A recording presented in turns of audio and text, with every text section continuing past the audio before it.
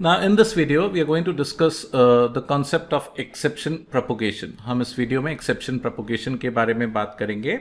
ना अभी तक हमने क्या पढ़ा है, अगर exception आता है तो कर्सर ट्राई से कूद के कैच में आएगा. मैंने क्या बोला, exception आता है तो कर्सर ट्राई से कूद के कहाँ पे आएगा, कैच में आएगा.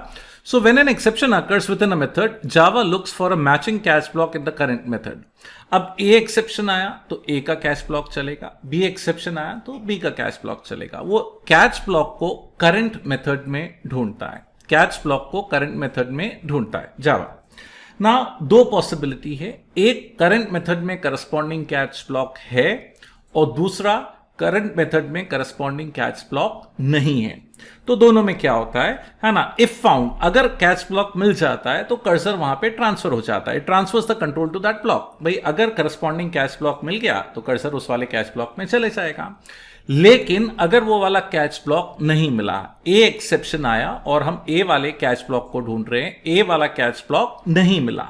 If not found the method terminates. जो करंट मेथड है वो क्या हो जाएगा, टर्मिनेट हो जाएगा. जो करंट मेथड है वो क्या होगा, टर्मिनेट हो जाएगा.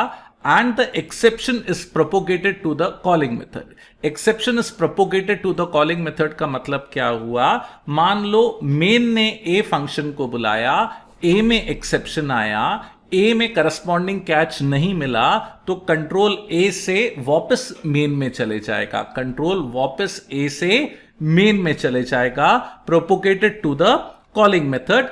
This process continues up the call stack until a suitable catch block is found or until it reaches the top level of the stack.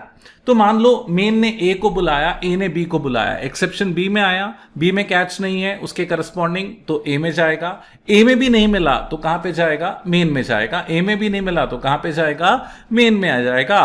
और अगर मेन में भी नहीं मिला तो ऑब्वियसली प्रोग्राम टर्मिनेट हो जाएगा. ना इस कॉन्सेप्ट को हम देखते हैं with the help of an example. मैंने बोला इस कॉन्सेप्ट को हम देखते हैं with the help of an example. So here's an example. The name of the example is exception propagation example. तो यहां पे मैंने मेन के अंदर क्या किया है, मेथड ए को बुलाया है. मैंने बोला मेन के अंदर मैंने क्या किया, मेथड ए को बुलाया और ए ने क्या किया, मेथड बी को बुलाया. तो मेन ने ए को बुलाया और ए ने बी को बुलाया, है ना. स्टैक में क्या है, मेन, मेन के ऊपर कौन आया, मेथड ए, मेथड ए के ऊपर क्या आया, मेथड बी.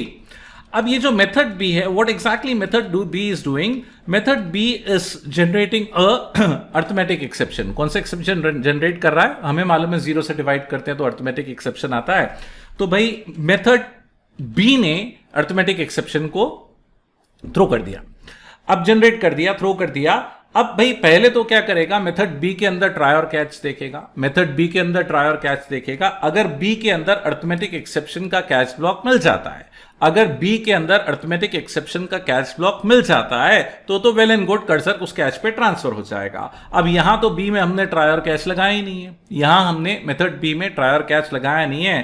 तो मेथड बी को किसने कॉल किया था, मेथड ए ने. तो कर्सर ट्रांसफर हो गया काय में, मेथड ए में. कर्सर कहां पे ट्रांसफर हो गया, मेथड ए में. और मेथड ए का कैच ब्लॉक चल जाएगा, मेथड ए का कैच ब्लॉक. मान लो मेथड ए में भी कैच ब्लॉक नहीं होता तो मेन का कैच ब्लॉक चलता. अब कौन सा एक्सेप्शन आया था मेथड बी में, अर्थमेटिक एक्सेप्शन. तो मेथड ए का कौन सा कैच ब्लॉक चलेगा, अर्थमेटिक एक्सेप्शन. आप चाहो तो ये प्रोसेस को यहां पे रोक सकते हो और आप चाहो तो इस प्रोसेस को वापस कंटिन्यू कर सकते हो. कंटिन्यू कैसे करोगे, आपने यहां पे थ्रो लगा दिया. तो भाई यहां पे क्या किया, मेथड बी ने दिया था ए को, ए ने थ्रो लगा के फिर वापस कहां पे दे दिया, मेन को. मेन कैच कर रहा है तो कंट्रोल वापस कहां पे आ जाएगा, मेन पे. तो इस एग्जाम्पल में क्या होगा, सबसे पहले है ना, स्टैक में मेन आया, मेन के ऊपर मेथड ए आया, मेथड के ऊपर मेथड बी आया, मेन ए बी. सबसे ऊपर मेन, मेन के ऊपर ए के ऊपर बी. तो बी ने फॉरवर्ड किया, किसको मिल गया भाई, ए को मिल गया. ए ने मैसेज प्रिंट किया, ए ने वापस दोबारा फॉरवर्ड कर दिया, क्या लगा के, थ्रो लगा के, क्या लगा के, थ्रो लगा के आगे बढ़ा दिया. तो वापस किसको मिल गया, मेन को. तो यहां दो मेथड आएंगे, दो मैसेज आएंगे, सॉरी. पहला मैसेज आएगा डिवीजन बाय 0 मेथड ए, और फिर क्या आएगा, डिवीजन बाय 0 मेन. ये देखिए मैंने इसको एग्जीक्यूट करके रखा है, दो मैसेज आ रहे हैं, डिवीजन बाय 0 मेथड ए और फिर क्या, डिवीजन बाय जीरो मेन। अब अगर आपको मेन वाला नहीं करना, प्रोसेस को यहीं पे रोकना है, तो आप इस वाले थ्रो को हटा भी सकते हो। ऑब्वियसली मैं वापस आ गया, यहां पे हैंडल कर लिया तो दोबारा मेन में हैंडल नहीं करना चाहता, तो मैं इसको यहां ये वाली थ्रो वाले स्टेटमेंट को हटा भी सकता हूं। तो this is the concept of exception propagation.